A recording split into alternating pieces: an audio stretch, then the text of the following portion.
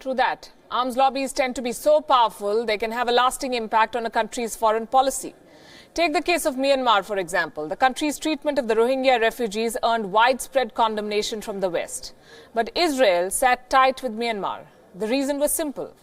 Myanmar was a defense market. Israel sold advanced weapons to Myanmar in the middle of the crisis. The implication is clear.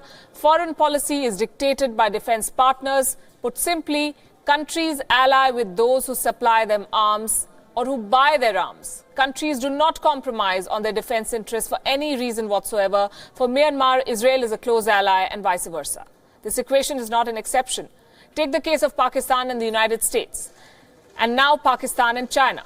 Traditionally, the US supplied arms to Pakistan while Russia was India's partner of choice. Soon after independence, the US wanted to hedge Pakistan against the Soviet influence in the region. The US sold arms worth billions of dollars to Pakistan and overlooked the threat of terror until terror came calling to the Pentagon and the World Trade Center. Even then, vested interests prevailed for very long. Pakistan was declared an ally in the war on terror and given more arms. It has taken many, many years and loss of American assets for them to cut aid to Pakistan. China's case is no different. They're reluctant to take a tough stance on terrorism in Pakistan. The reason is arms, weapons. China is now Pakistan's biggest defense partner. China needs Pakistan to buy arms, and that takes precedence over everything else. What does that tell you? The same applies to India. It's the world's biggest defense importer, and the so-called strategic friends expect benefits.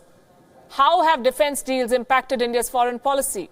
India is a unique case. It has recently awarded a deal worth $777 million to Israel Aerospace Industries to supply air and missile defense systems for the Indian Navy.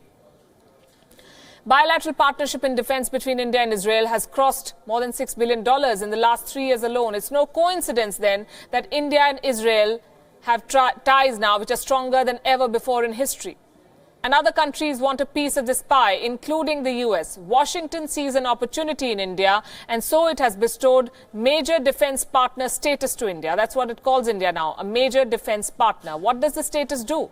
This makes technology transfer possible from the US to India, and that US expects will attract India into buying their defense equipment. They're very keen to sell to India. The irony is that all these are done brazenly. COMCASA agreement, for instance, caused tensions on India's oil imports from Iran. Sometimes arms sales could also lead to downplaying the ability of the domestic defense manufacturers. In simple words, propaganda to make domestic defense manufacturing inferior. Foreign players want India to buy, and so they're going to try and make Indian defense manufacturers look poorer, look inferior. The MiG-21 Bison jets are made in India now. Tejas and Sukhoi fighter jets are also made in India, and yet there is a clamor to favor defense imports over homemade arms. We often hear how the Bofors artillery was the defining factor in the Kargil war.